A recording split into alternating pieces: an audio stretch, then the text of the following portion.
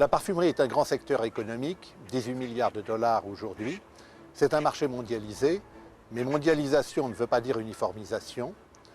Par exemple, dans les pays anglo-saxons, on aime bien les notes florales, l'odeur de propre. En revanche, dans les pays latins, par exemple en France, on aime bien les senteurs orientales. Vous le voyez par exemple dans des parfums qui vont de Shalimar à Angel. Chaque ville a son odeur, en effet. Genève a une odeur caractéristique, Paris a une autre odeur, Hong Kong a une autre odeur. On peut imaginer en Asie, par exemple, une humidité relative beaucoup plus importante, donc on perçoit les odeurs d'une manière tout à fait différente. Quand je crée un parfum, je peux être influencé par un côté ethnique, je peux imaginer des couleurs, je peux imaginer un côté plus verdoyant si je pense à l'Amérique du Sud, un côté beaucoup plus sec si je pense à l'Australie. Toutes ces influences vont me permettre en effet d'élaborer mon parfum d'une manière bien particulière. Le parfum, pour moi, représente véritablement un art. C'est clair qu'il faut de la technique pour pouvoir réaliser ce parfum, mais avec un petit peu d'expérience, avec même beaucoup d'expérience, on essaie d'oublier un petit peu cette technique pour réaliser la forme olfactive que l'on souhaite. Voilà, par exemple, là j'ai du piment.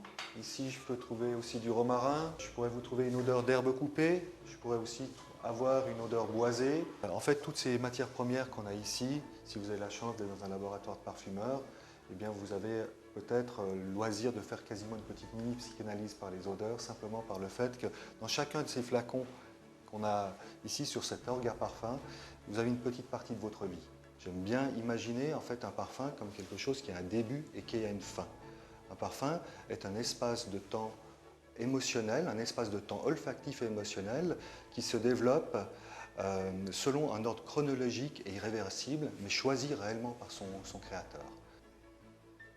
Pour concevoir un produit de luxe, on utilise certaines matières premières qui sont plus onéreuses, qui ont une origine différente, c'est-à-dire on peut utiliser en effet des produits naturels, des absolus, qui est la concentration la plus noble en parfumerie. On peut utiliser des concrètes, on peut utiliser aussi des essences.